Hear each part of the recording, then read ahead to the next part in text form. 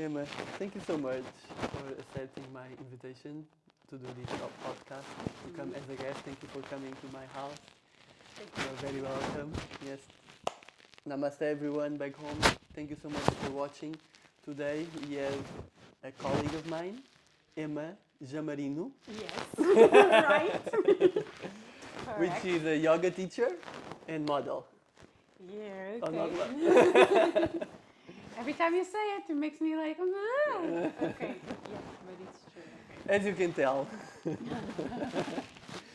Ema, Okay. tell me, how did yoga appear in your life? Let's start from the beginning. Okay. What's your earliest memory that you have with yoga? What was your first contact when you first understood and saw yoga? Okay, so I came from Brazil when I was 10 with my mom, and it was always me and her since then. She came first, and then after 4 years, I joined her. Okay. I stayed with close families, and then I came when I was 10. At the time, then she found a guy. It was like my stepdad for a while In Portugal? in Portugal. And then at that time, they had, and you probably will relate to this, they had like, they first built the house and then they had fights and eventually they divorced. So from 12 to 16, we were all as a family, and it was like my first experience with having a male figure in the house. In your house, so in your for life. that period of time, it was like, okay, a family, or what you think it is, a family. And then eventually they divorced, and eventually they went separate ways. And from that time, it was like a rough, low patch in the house, I would say. And I start having also like trouble with youth. Is the normal, usual, like you go through puberty. And Yeah, when you things rebel happen. against Yeah, everything. Yeah. It was not that I was rebel, but it was that phase, like you're discovering everything, you're meeting things, and you're finding out who you are, and Yes. you're trying to understand. And at that time, I found myself with a lot of anxiety, which I didn't know at the time what it was. Panic attack. The first one happened is a panic attack, and now I can understand what was what, now that I know what it is. And I thought, oh my God, I'm dying. Like, whew. I don't know if you ever had it. I hope not. No, I never had a panic attack. It's horrible. You think literally that you are dying. It's Wow. all in your mind, but it is so powerful. And I start finding myself with this current situations of like anxiety, panic attacks, not comfortable living life, and having like not so nice thoughts in the mind. And I started seeing the psychologist at the school, and then eventually I found myself into search, not only of speaking, because this is a lot of speaking needs, you need to speak about things that are troubling you. But also I found myself searching for something more, and I didn't know what was that I was searching for. And because of that period of like my stepdad leaving the house and everything, trouble with money, we had to rent the room of the house. So we were renting my room, and I was sleeping with my mom at the time. And the girl that rented the room, and she's still my friend until now, she was very active, very sporty. I was sporty, but like group sports, like rugby, volleyball. And that wasn't enough for me.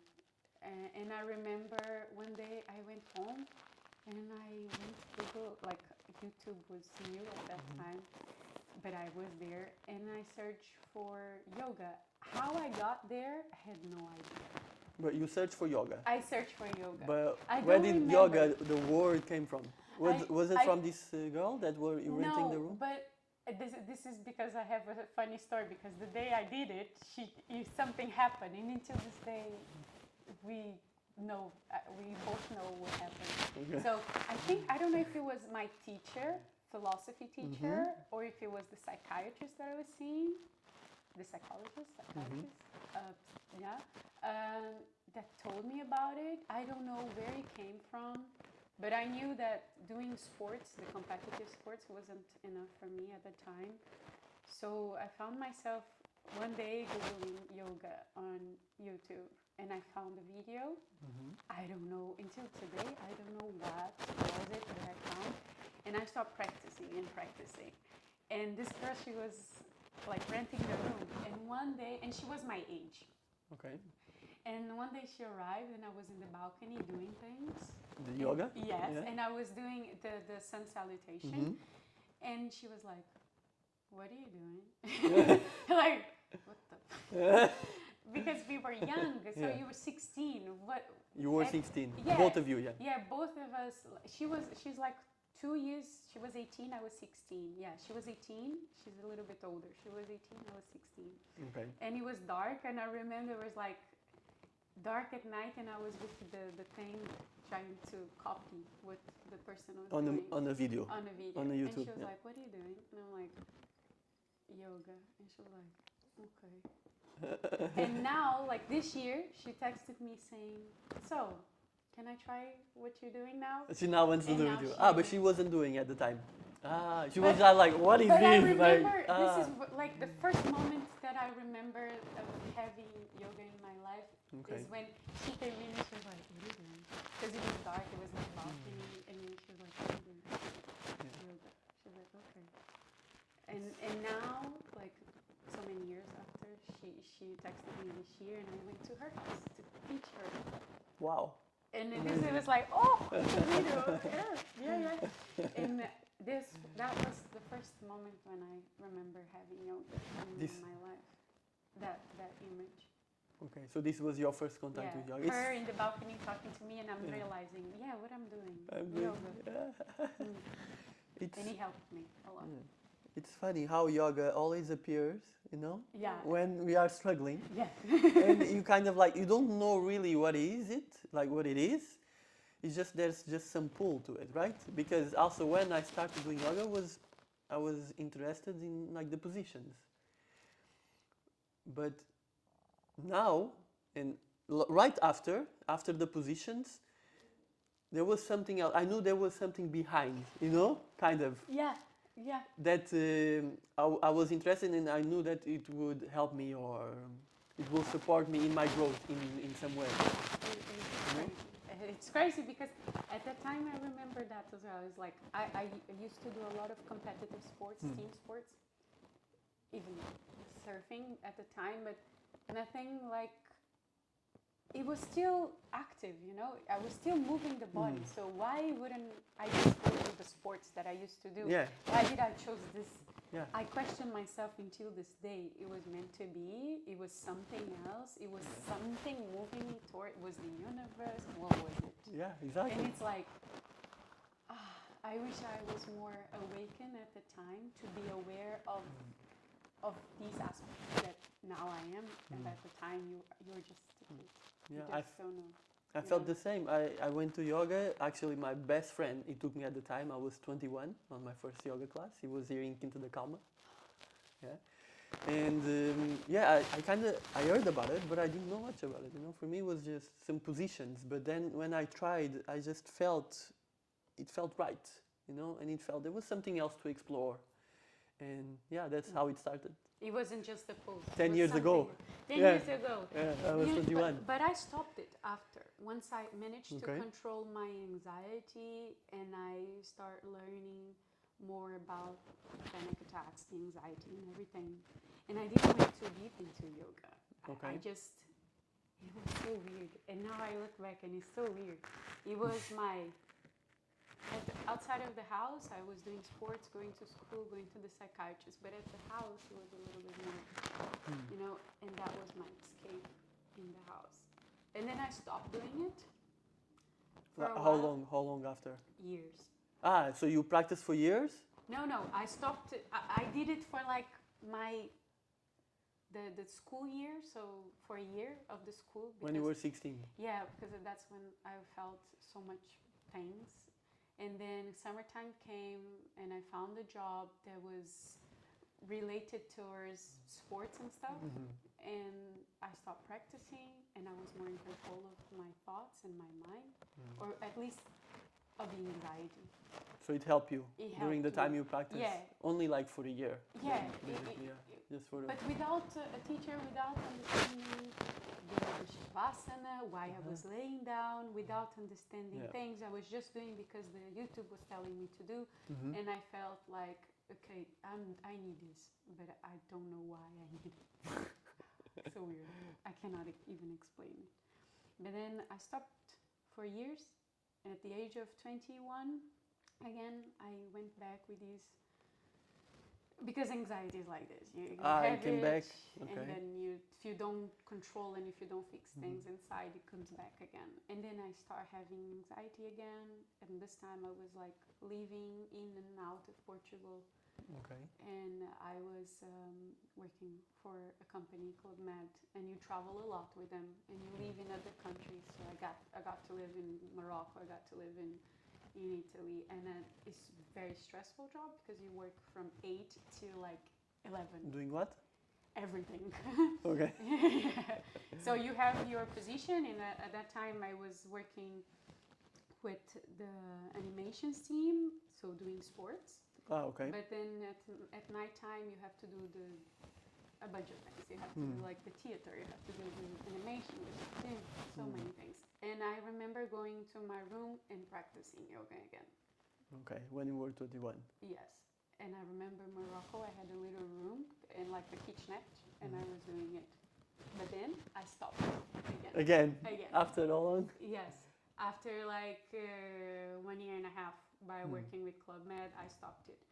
And then when I work in corporate with more company, more like structure things, and a lot of money being held, a lot of things, a lot of stress. A lot of stress.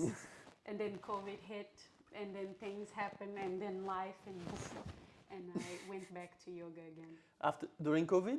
During COVID. Wow, okay. At the time, I remember practicing with my ex-boyfriend, and it was my escape, and he was to say to me like, you need to do something because you're too stressed. Okay. I can't handle it. It's too much. And we used to practice, and we started practicing in the studio that was next to my house, and I kept practicing. After work, I would go there. Like I would finish at 6. They had a class at 7. I would go there because I felt the need. And at that time, I started realizing, okay, why do I like this, and why it keeps me coming back, you know? And then people around me would see difference, and they realized that, okay, you are different now. Because I wasn't very nice at the time. I was very stressed. I was with a lot of work, a lot of things. So I end up being a bubble of about to explode.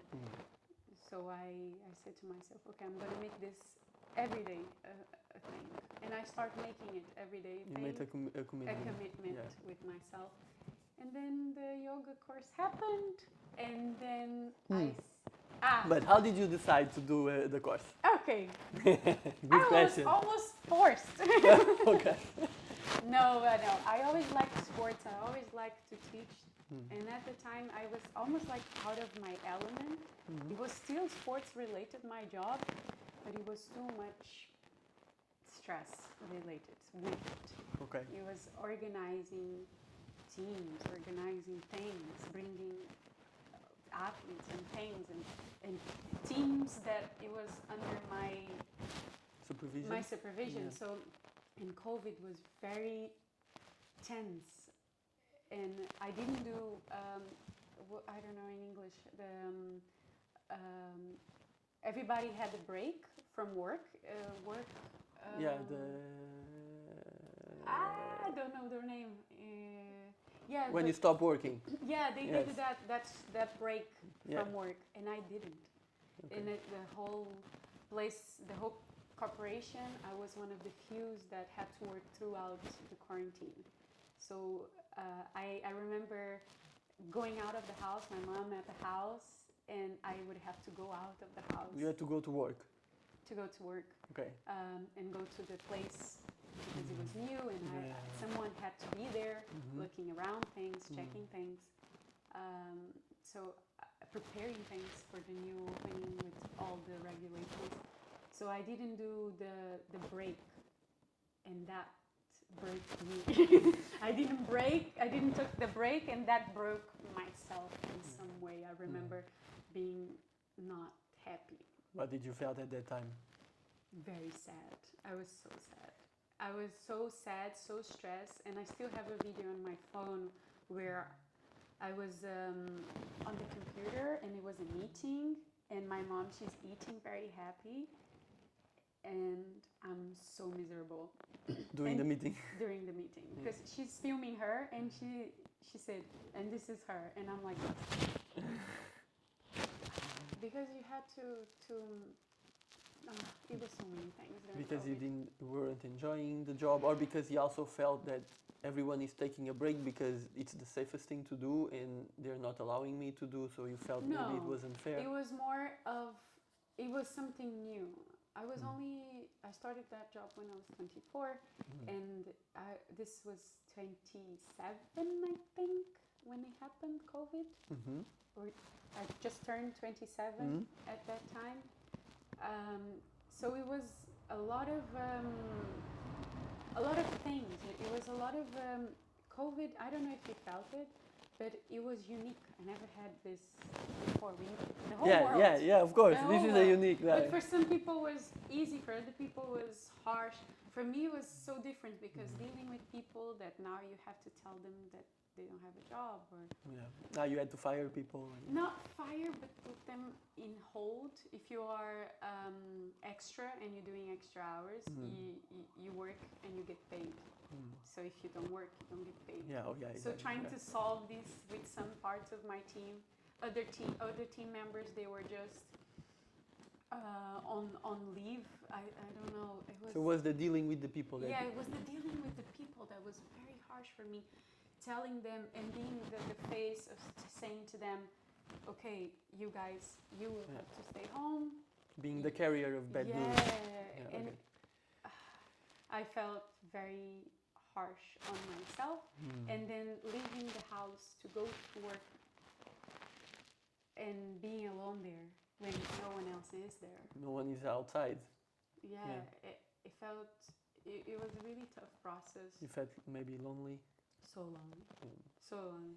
I just want to add that for me it was great COVID. I was like, oh, I have an excuse to stay home. I love staying home. But you couldn't. I couldn't stay home. And it wasn't, and even when I was home, I was remote working. So I was still have to do things. And I'm not complaining about the work itself. I'm just complaining of me not being aware of what I was going through.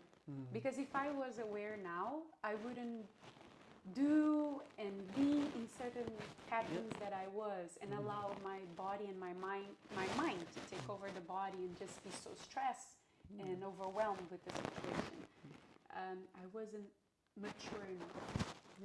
That's how we mature, right? It's going through the situation. Just so stressed. And it's good that you are aware of it. That's already very nice. You know, because there's many people that just go through life without awareness, and they don't question themselves. They don't observe themselves, so they don't really know why they feel, how they feel, and their values or their wishes or whatever. And then I realized, okay, I need the yoga more often. And then again, people around me said, you are different, you're more light now. When you restarted doing yoga. And I was going every day and doing it every day. And then you start, this is when you decided to go and do the course. And then I had someone always telling me, I think you should do this. You really look different when you are doing it. And when I was coming back to the house, I was lighter, not so heavy. And the person next to me, the closest person next to me, used to say, don't you want to change life? Because I wanted to change job. I wasn't so happy anymore there. Again, because of me, whatever it was at the time. And my boyfriend at the time, he said, you should take the course, you should take the course. The Don't TTC, to teach yoga. And I was like, well, yeah, I like doing it, but I don't know if I like teaching. But then, talking with my mom, she used to say to me, remember the happiest moment for you? And I worked in many things, doing commercials, doing waiters, hosts in the restaurants. But the most happy moment was when I was teaching sports to people or to kids. And I said, yeah, maybe I should then try the teacher's course. Maybe I will like it. And then I went. But it was people telling me to do it. Okay. It wasn't like, yeah, that's how it works. That's how it works many times, you know? The advice comes to you. Yeah. Maybe I was so stubborn that, this is not for me. I'm not good enough for it, because that's the concept majority of the time. And I thought about it. I'm not entitled to take the teacher's course because I don't practice for so long. And I've never been to India. Well, it's not a requirement. Yeah, but this was my mind at the time. And I was like, I don't even know if I want to go to India. It's fine. Maybe in the future, but but it was me putting like obstacles for myself. And I think that's why I like Ganesha so much. And that's why I like the mantra as well. The removal of obstacles. Yes. So how was the course? Tell me. It was amazing. If you want. Yes, I want. You can see that I'm not a very shy person. You can understand by the way I speak. No, it was amazing. My teachers were very nice. Especially, I have a dear memory of my. It was two teachers, a man and a woman, Anna and Paul. But the woman, I think I really enjoyed the way she spoke to me. And until this day, I still have contact with her, Anna, Aish. And it was very special, and it was very, and I still, until this day, I hold dearly the memories, because I'll understand that sometimes, unfortunately, the concepts that people pass teachers to yoga, about yoga, are not so yoga-like, are more the concept of that teacher. Yeah. And with that teacher's course, I found myself really, okay, this is yoga. It's not something that they think they should teach. This is about, and they were very open about, these are the books you can read if you want. We have it for you to read. We're not going to tell you what you should do, what it is right, what is wrong. Don't eat meat. You cannot. Barefoot all the time. No, they were very clean on the way they were presenting the course. They would show you and allow you to think for yourself, especially the more philosophical part. I remember that Professor Paulo saying, you would ask him and he would talk about it and allow you to think for yourself. Yeah, that's great. Instead of just telling what it is. Yeah. Not giving you a accurate, narrow answer, but giving you a perspective so you can go and look inside. So I'm very happy that I chose them. Good. Yeah, because yoga, it's a path of self-discovery, right? And you should go and explore for yourself. That's what I feel. That's true. Yeah. Unfortunately, it doesn't happen, eh?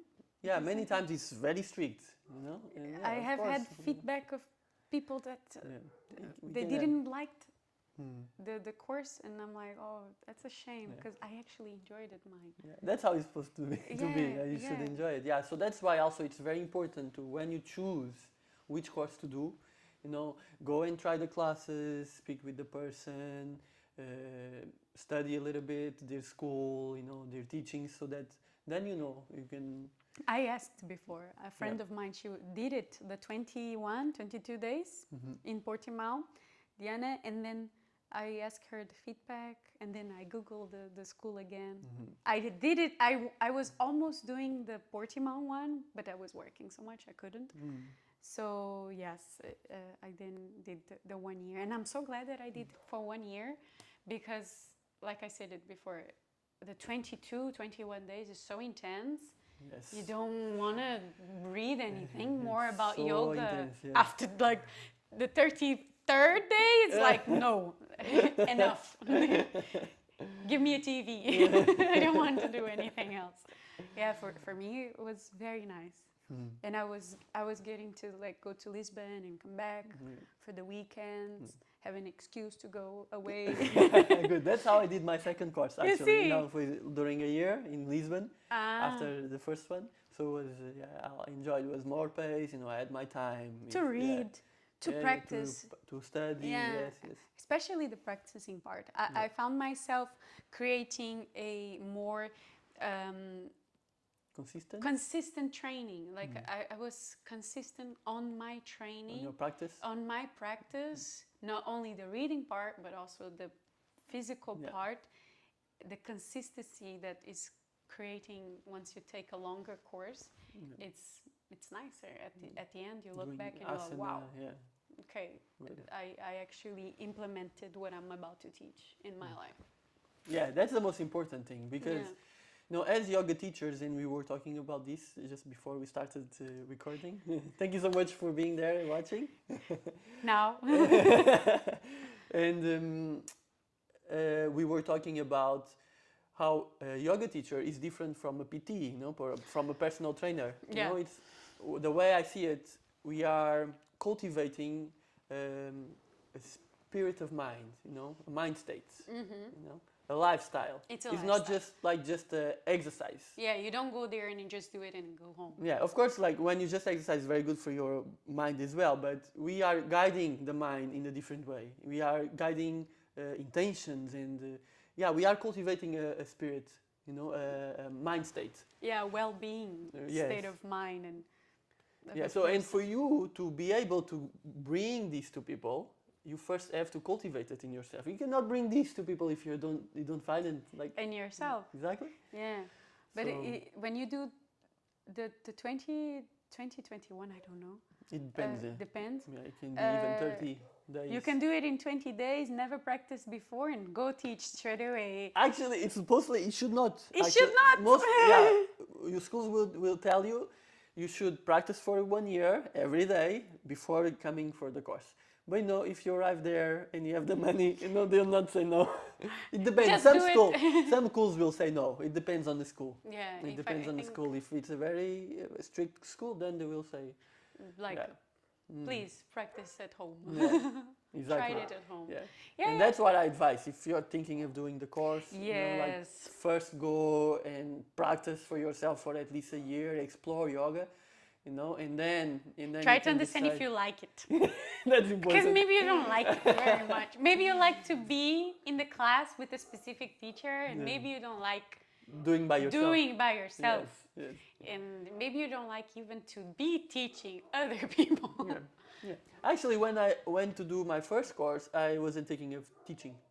I just went for myself, you know. And then when I came back, people just started asking me to teach. So I just, it's a sign from the universe, like, please teach. Yeah. If people asking me, I'm not going to say no. I have the course, so I can teach. So that's how it started. I started to teach. I didn't force myself to, I have to leave my job and teach. But I was like, why not? Starting and trying. And it's a plus for my personal self and knowledge, you know. I'm gonna, and it was the thing, and it was something like a question mark in my mind. Why did you start it when you were so young? And why you then went back when times were rough? And now you're going again. So maybe there's something that you need to know about it, and that you're not gonna know taking like studio classes and being part of group classes, that you need to look and search for yourself. And it was like, okay. It was a moment of, okay, this is okay. That's why. How was your first class? My first class. My first class. I still teach in the place, so it means that I'm not that bad. It means that maybe they like me, and I still have my students with me. From the first class? From the first class. Wow, okay. I started teaching. How were you feeling in the first class? And so... How did it feel during the class, before, after? Like I said, I'm not so timid. I'm not that shy, and when you put me to do and speak, I'm not like, okay. You own the place, it's fine. I'm not like goosebumps. Like me. My first class was like. but teaching something that I wasn't sure if I could, if it was right. I didn't know if I was entitled of doing it because of myself. I put the obstacles in my mind. So in terms of being comfortable with the space, I was comfortable with the space. But in terms of owning the yoga, the subject, I was like, oh my God, I don't think I should do this. Maybe I should practice for 10 years before I do it. I don't know if I am I a teacher? No, I do have the diploma, but am I a teacher? Yeah, this is a very good point. It's like the self-sabotage, right? Yeah. And what helped me, and then you can share what helped you, was understanding that I don't need to know everything. I just need to share whatever I know, and that's fine. I realized that going with the time, but I did it.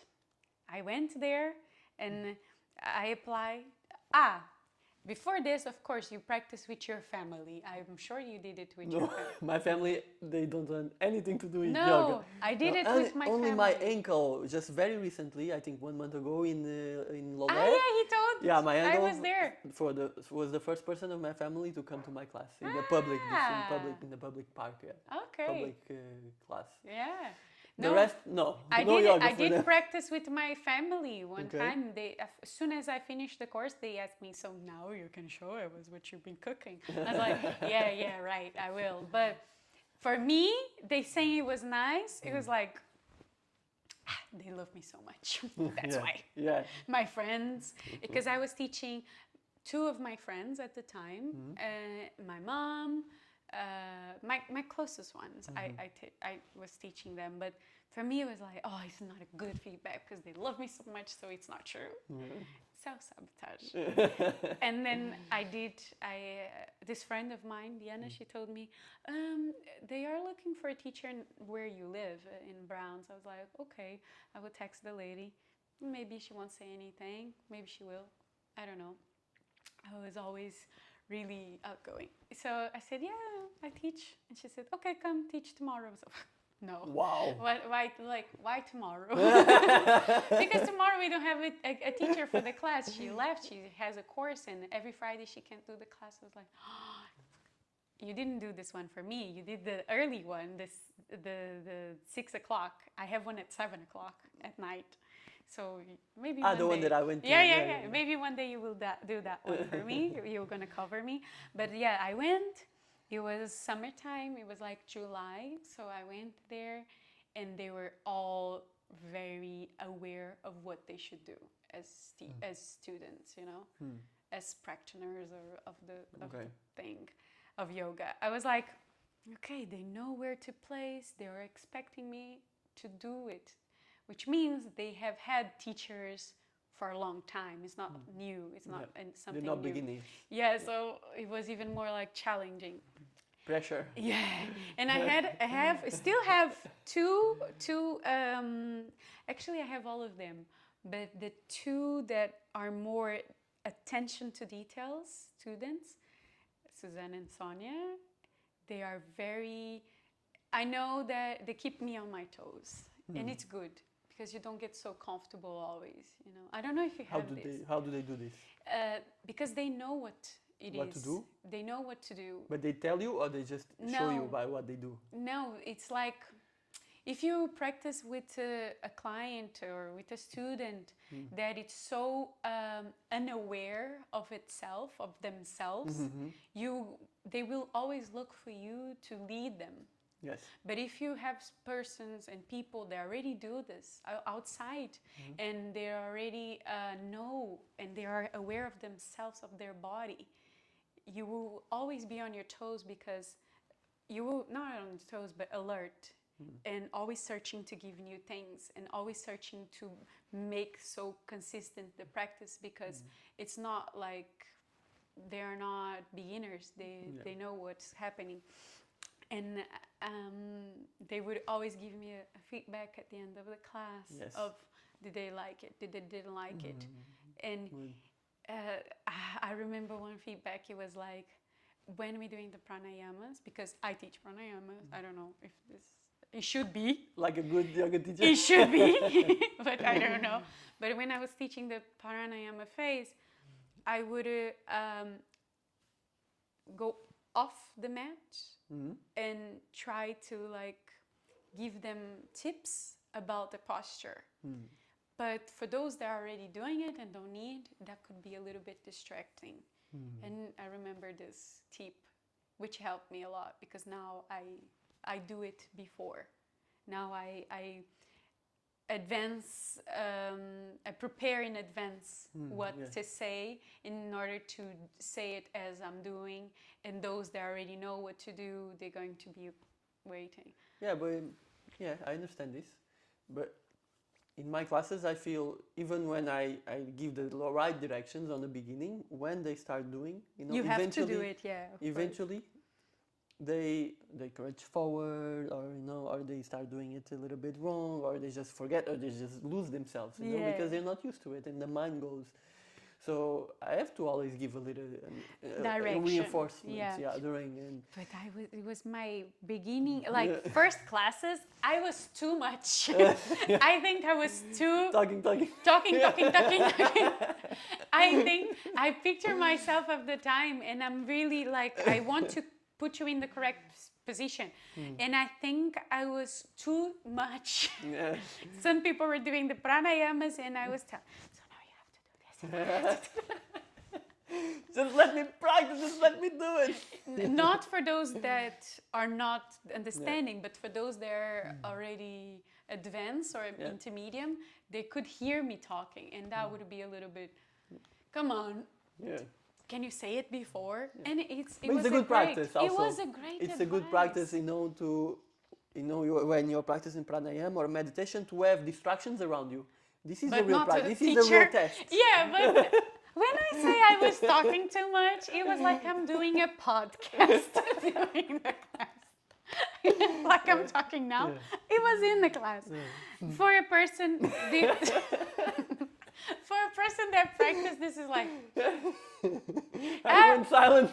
I need to meditate. I need to meditate after this class. Exactly. So I'm so glad. Thank you so much for telling me that, because looking back, I'm like, actually, it was a podcast during the class. Not nice. Yes. Yeah, there's actually in the beginning when I started to teach, and I also other teachers shared this, and I saw it in other teachers. Is like, it feels a little bit, the silence is a little bit awkward, right? Like at the beginning. It was. It's like, should I be in silence or should I be talking, But it's yoga. It's a yoga practice. So you need the silence. It's essential, actually. Did you have this mind talk that, why is everyone quiet? Okay, should I say something? Yeah. And all of a sudden, your mind is so loud. Should I say something? What are they thinking? Maybe they think I need to do something. Maybe they're expecting me to. Maybe they're hating it. Maybe they don't like it all. Maybe they hate me. They don't like the class. And all of a sudden, it's in your mind, and you're like. And I'm like, oh my, now I need yoga. Now I need a teacher for me. Yeah, this is so true. Oh my God, I remember this. No, I'm not gonna say this.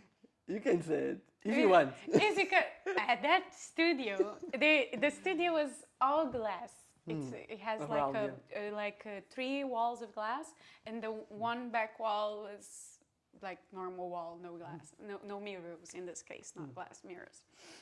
And mirrors all around. yeah, mirrors all around. And at the first 3 classes that I taught, they were looking at the mirror. And I found like, okay, I don't really like this, because did you ever notice that if you go to take another teacher's class, or you're taking the place of another teacher, and the students already know or expect things to happen, and or maybe there have been so many students, so many teachers passing by that place, that they don't feel like you're going to stick, and you just want more replacement. And you are teaching the class, but they are not actually listening to you. Present. Yeah.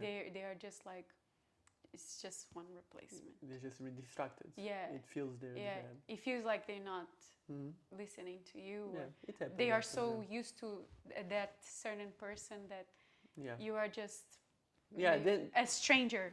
Yes, exactly. Also, they come with prejudgments, right? Yeah. It's not my teacher. And it's normal, because there's so many teachers, and people will feel attracted to a certain type of teacher. That's why, there's like competition makes no sense. Because there's people, there's students for everyone, Someone will like more your style, someone other will like more my style. And there's enough people for everyone. That's another subject that we can talk about. Yeah. But and it is funny, we were talking about this because of the mirror, because yesterday, before yesterday, on Monday, I went to do my class? To substitute. And there was a big mirror. Yes, it's huge, isn't it? And I heard that you put your students facing the mirror, and I was like, no, today we're going to face the wall. That was the point that I was about to tell you, because when I started, they were all facing the mirror. And I was like, I don't like this, because... so this is the place? This is the place. Okay. And I was like, I don't like this, because they are all looking at the mirror, and they don't look at me, and they look at their pose and everything. Yeah, they distract with themselves. They distract with themselves. So I start turning them. What you did, oh my God. So Yeah, I wasn't wrong. I put myself in the... Yeah, you were right. Yeah. I put myself in the opposite side. So I was facing the mirror. I could see them if I want to adjust. But they are all facing me and facing the wall, so they don't get distracted. They can focus on themselves and on me. On you. On my directions, on my positions. I knew it, I was right. And there was this lady, and she was like, we actually always turn to the mirror. And because... I'm like, oh yeah, that's Emma, but today we're going to face this side. Exactly. Because... and they loved it. You see, so maybe people should study this. Because when I started, they wanted to face the mirror, and I said, no, I see that you guys are too distracted. You're going to face the wall, and I can be here looking at you. And I did that for a year. I'm there for 3 years. Only like after 1 year, I start having them looking, because then I start with the correction. So I started like giving and showing them my style and the way I was doing things, and getting them to be comfortable with me and not avoiding me. It was almost like creating a relationship with them and creating an atmosphere that I wanted. And once I got them to be with me and coming every day and creating consistency and showing them that I was there to stay and not one more replacement and not one more teacher for 3 months and then change again. And then once I was like rooted down, and then I start turning them back to the mirror, because then I want them to correct themselves. Okay, yes. So I did the turning, and once back, now they turn back. And when I look that they are too interested in the mirror, let's change again. But I saw the lamps. I saw the lamp. I'm like, maybe she puts her here. But then the lady told me, no, actually you face the mirror. So I was like confused about the lamps. It depends. Yeah. I teach 3 times in that place, and sometimes if I see that they are too, because there's a base of students that come often, and there's those that are new. And with the new, if I have a class where there's no consistent ones, there are all new people, I change. Because I feel like they are too embarrassed to look at the mirror. They look at the colleague.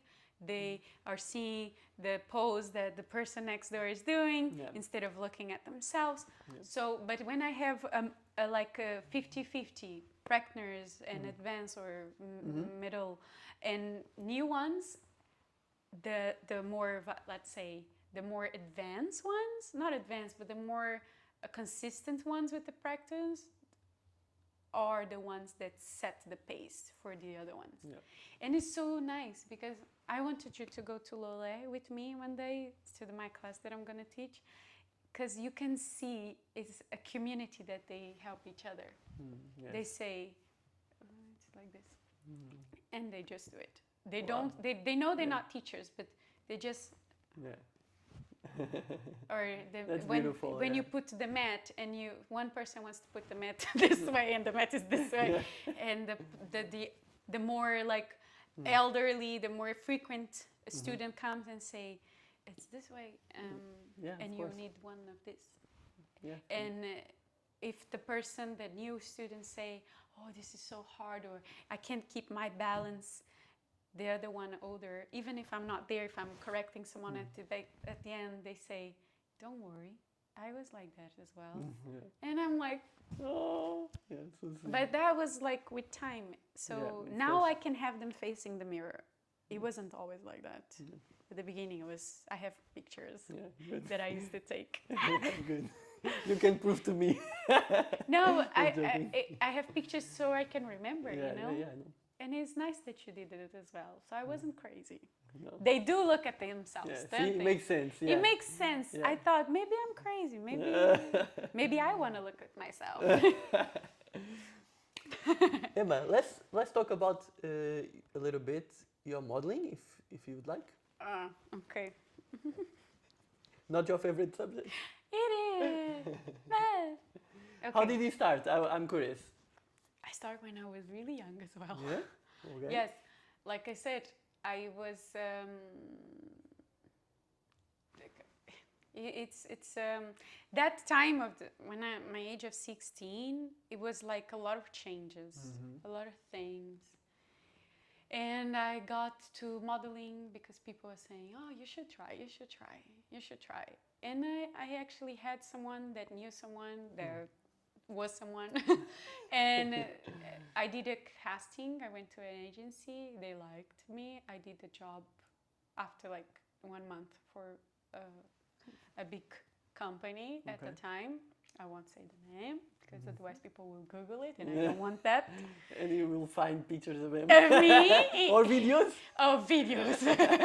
Videos. But I know you're on TV now, so but everyone will see you. Yeah, but know that you know because I told you. But if I didn't say it to you, because I post when it happens, but then I don't post after the social media.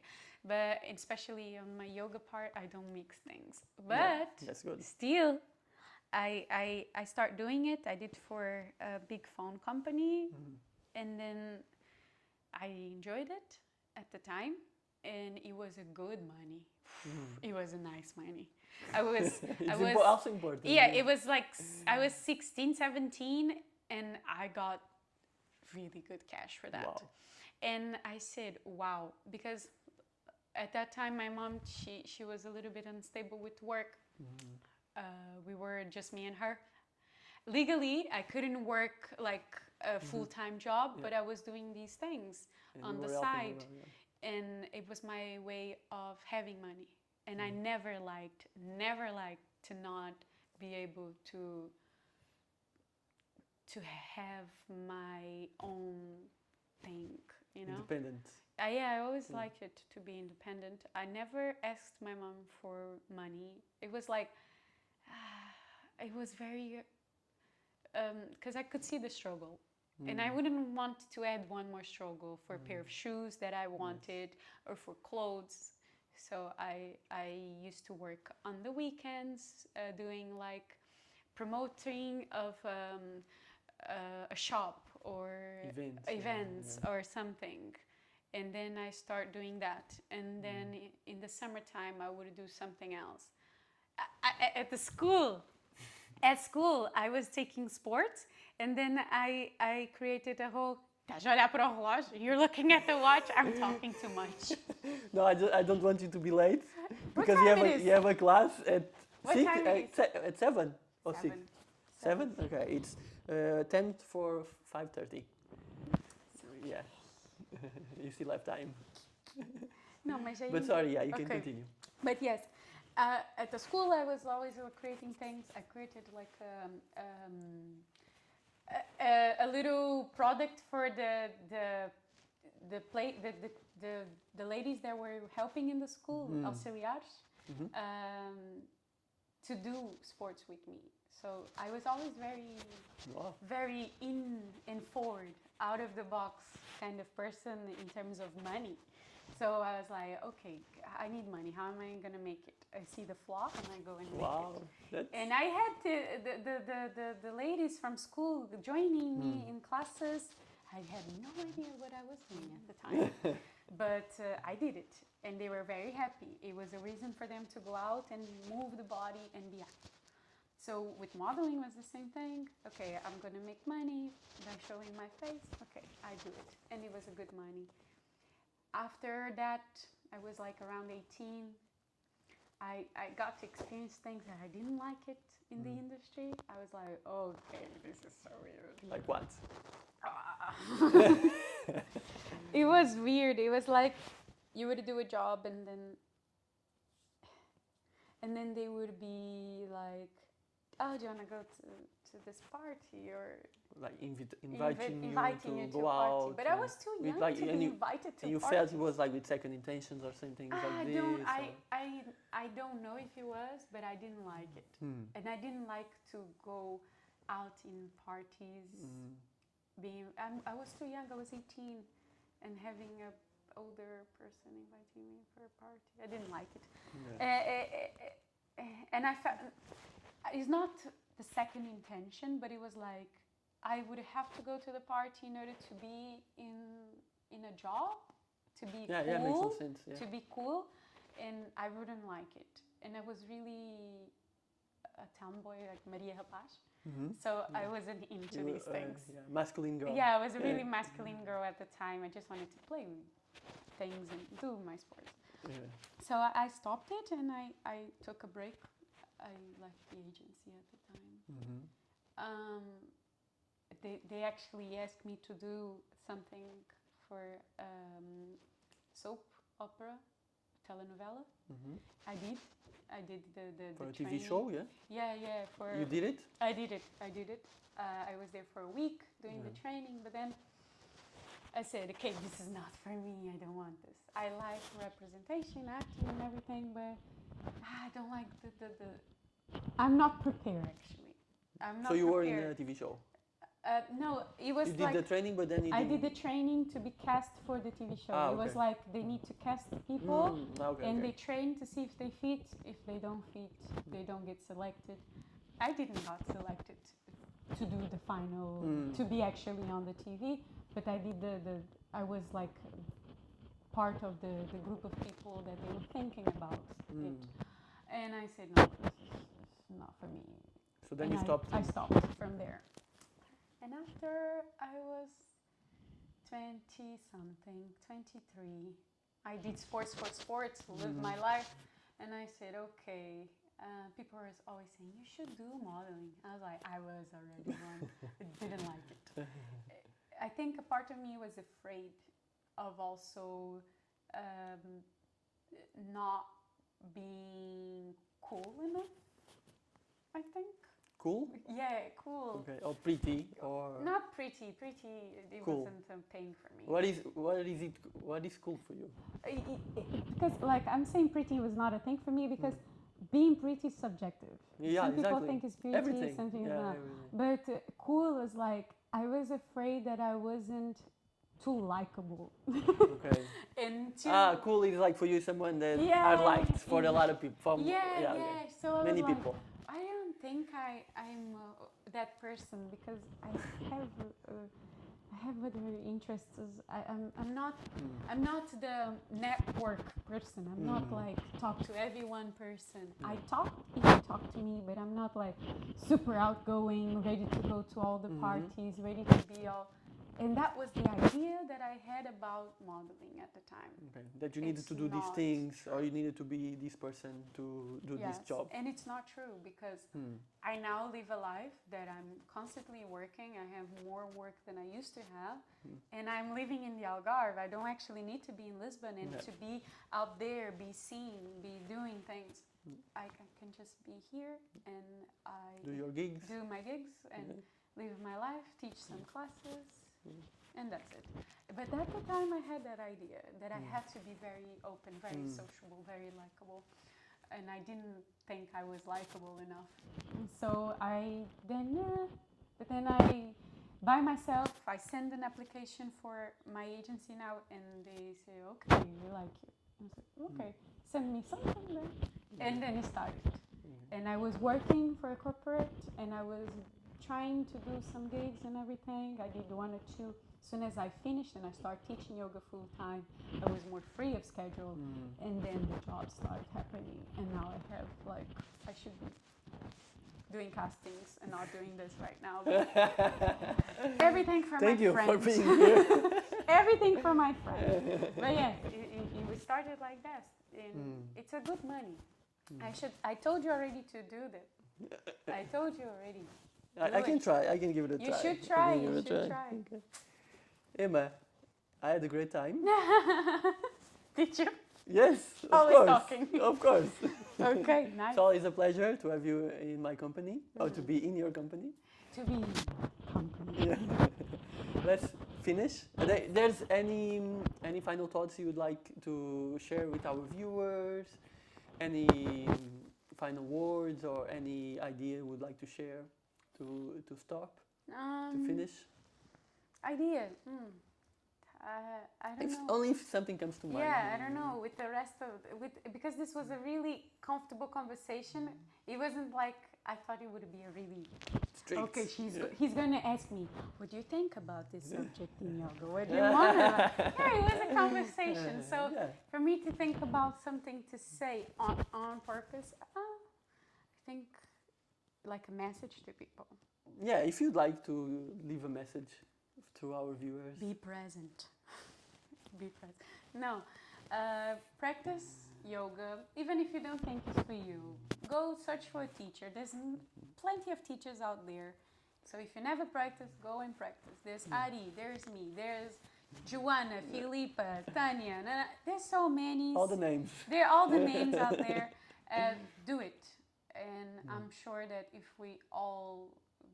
teachers were all open for the people and students to practice with whoever they want, I think we would be adding more value to the community. Yeah, definitely.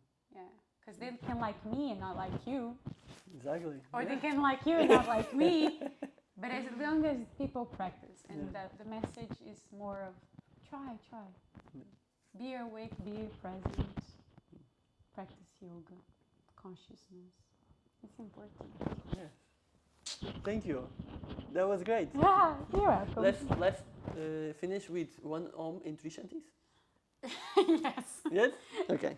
Let's see how it goes this Om now. Let's bring our hands to our hearts. Do that. That you need to do. I do it. Let me be. Okay. Closing our eyes. Inhaling for Om.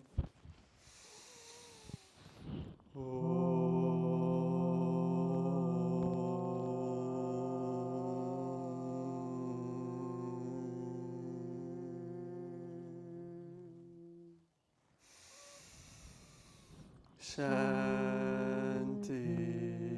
Shanti, Shanti.